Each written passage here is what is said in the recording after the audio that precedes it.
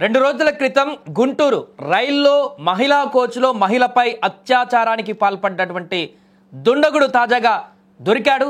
దీనికి సంబంధించిన big update కూడా వచ్చింది. దానికంటే ముందు బిగ్ అప్డేట్ ఒకసారి చూద్దాం.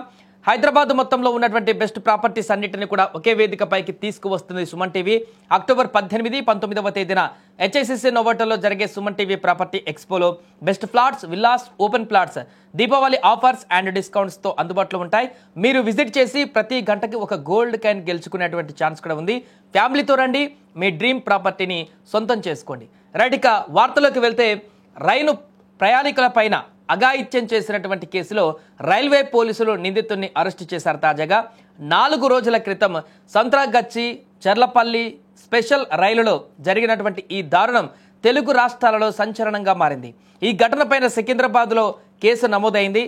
సాంకేతిక ఆధారాలను, ముఖ్యంగా సీసీ కెమెరా ఫుటేజ్ను ఉపయోగించి గుంటూరు రైల్వే పోలీసులు నిందితుడిని చాకచక్యంగా పట్టుకున్నారు.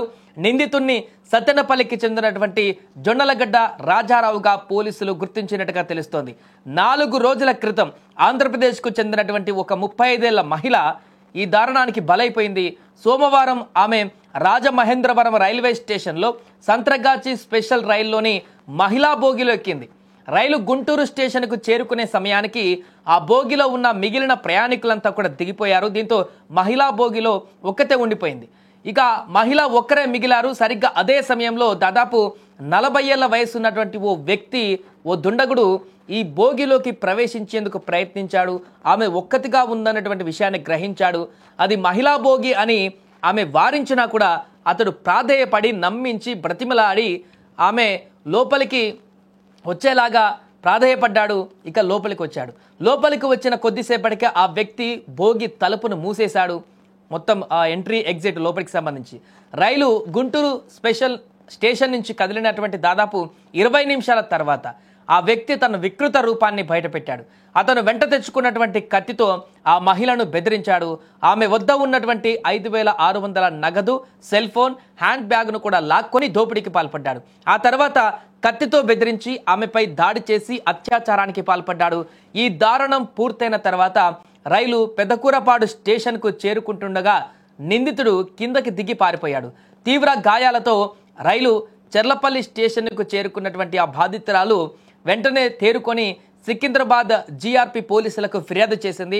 పోలీసులు కేసు నమోదు చేసి దానిని నడికుడి జీఆర్పీ పోలీసులకు బదిలీ చేశారు ఆ కేసుని. ఇక ఆ తర్వాత దర్యాప్తు కొనసాగించారు. ఈ కేసును పోలీసులు ఛాలెంజింగ్గా తీసుకున్నారు. నిందితుడిని పట్టుకోవడానికి ప్రధానంగా సీసీ కెమెరా ఫుటేజ్ను ఆధారంగా చేసుకున్నారు. పోలీసులు అన్ని స్టేషన్లలోని కెమెరాలను కూడా క్షుణ్ణంగా పరిశీలించారు. చివరకు గుంటూరు రైల్వే పోలీసులు ఆ వ్యక్తి కదలికలను గుర్తించారు. పక్కా సమాచారంతో అతన్ని అదుపులోకి తీసుకున్నారు. అతడు సత్తెనపల్లికి చెందినటువంటి జొన్నలగడ్డ రాజారావు అని తెలుస్తుంది. దీంతో ఈ కేసుకు సంబంధించిన కీలక పరిణామం చోటు చేసుకుంది. ఆ దుండగుని అరెస్టు చేసి నిందితుడిని పూర్తిగా ఎంక్వైరీ చేసిన తర్వాత రిమాండ్ కూడా పంపించే అవకాశం ఉంది. ఇక ఇలాంటి ఘటనలు చోటు చేసుకోకుండా కఠినమైనటువంటి చర్యలు కూడా తీసుకోవాలంటూ కూడా ఇప్పటికే ప్రయాణికులు డిమాండ్ వ్యక్తం చేస్తున్నారు. మహిళల రక్షణ రైళ్లలో లేకపోతే కష్టమవుతుందనేటువంటి ఆందోళన కూడా వ్యక్తం చేస్తున్నారు. ఈ నేపథ్యంలోనే స్టేషన్ల వద్ద, అదేవిధంగా రైల్లో గస్తీ కాసేటువంటి పోలీసుల సంఖ్య కూడా మరింత పెంచాలంటూ కూడా డిమాండ్ చేస్తున్నారు. ఏదేమైనా కూడా ఈ దారుణానికి పాల్పడ్డటువంటి ఒక నిందితుడైతే ఇప్పుడు దొరికాడనేటువంటి విషయం అయితే సర్వత్రా చర్చనీయాంశంగా మారింది. ఆ నిందితునికి కఠిన శిక్షలు పడాలంటూ కూడా ఇప్పుడు డిమాండ్లు వినిపిస్తున్నాయి.